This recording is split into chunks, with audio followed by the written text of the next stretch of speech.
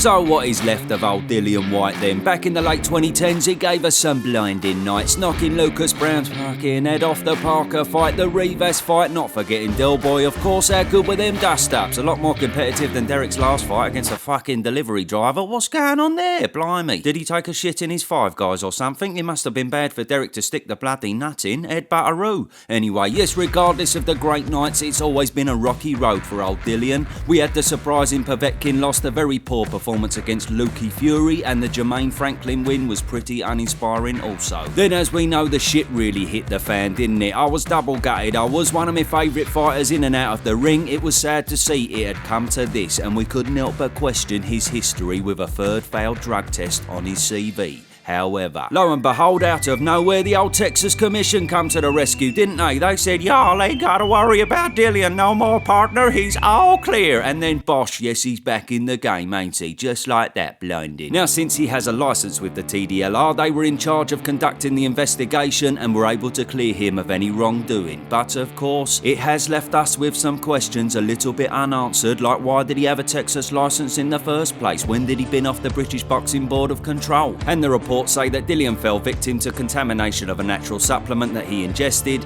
meaning the banned substance that he failed on was not disclosed on the packaging. But that natural supplement has never been revealed, so who knows what the fuck it was and who knows why the secrecy. Then things got a little bit stranger a few days later after he was cleared, when Jake Donovan, senior writer of Ring magazine, challenged the article from Sky Sports, who were the first to break the news. He questioned their sources, stating that Dillian had not been under investigation with the Texas Commission and it must have taken place elsewhere. Then after this bombshell, fuck all.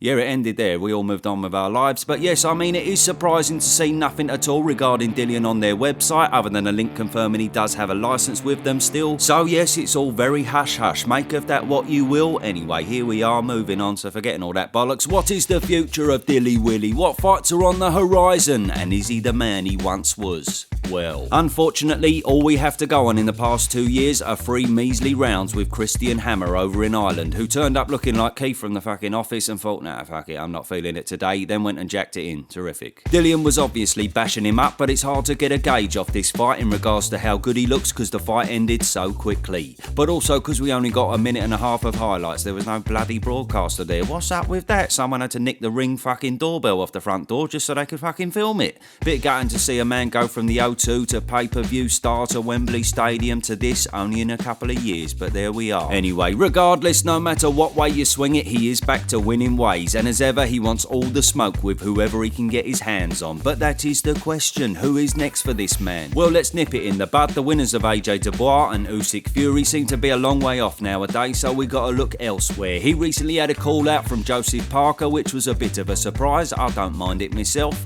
And then he hates Bacoli, so I'm sure he'd want a piece of that if he were to beat Jared Anderson. Zilly Zhang, yeah, word of advice, Dillian, I reckon you better fucking swerve that one, me old son. Then what about Kabayel, Hergovich, Wallin, Ajagba? Yeah, okay. But what's more feasible in my eyes are these little ditties. I reckon he's keeping a keen eye on the winner of Joyce versus Chisora and Ruiz versus Big Baby Roydy Miller. They seem like a good option for old Dildo in the position he's in. However, he does reckon he's out in September, so maybe that blows these winners out the water with the short amount of time in between. So now it's about securing a date and a couple more fights, and then hopefully I can get a big fight by the end of the year, if not then early next year, but you know, I want to be busy. Is it possible you may be fighting next month?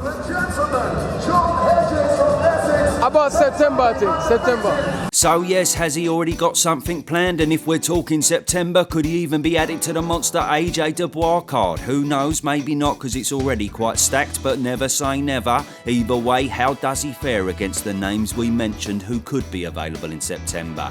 Well, since Joe Parker's gone a bit quiet in terms of his next fight and he recently called out Dillian, I'd say this could be the front runner. Dillian bossed the majority of the fight last time, overpowering Joe and even putting him on the canvas for the first time, but he nearly came unstuck right at the end. He's hurting! He's gone! He's out on his feet!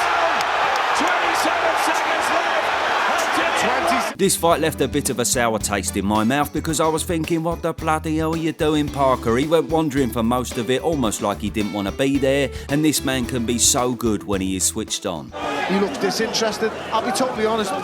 He looks like he feels sorry for himself in there. He's not enjoying it, is he? No, he doesn't look like he wants to be there. Having said that, now present day, since he beat Wilder and Zhang, Parker would be the firm favourite in this fight. He's still got youth on his side. The Andy Lee link-up has been very successful, and generally he now looks a lot better fighter than he did in the previous Whyte bout. Dillian, on the other hand, as we said, was poor against Fury, but pretty lacklustre against Franklin as well, so we can only go off recent form, and it's hard to see how he poses the same threat as he did back then. But still, I wouldn't mind seeing it. Then we've got Big Sillet Bang, and he seems to have nothing lined up either. But yeah, as I say, I don't see this as a good option whatsoever for Dillian. The man's a southpaw, he can take your head clean off, and he's lightning fast. Not the best combination for a man who's never had the tightest defence. I mean, imagine Zhang landing one of them deadly uppercuts that Dillian's prone to. Bloody hell, he might add about 4 yards to his fucking neck. So yeah, I can't really see him taking this fight. Fair diddly if he does, but as a first real major comeback fight in 2 years, I doubt it is the most attractive for him.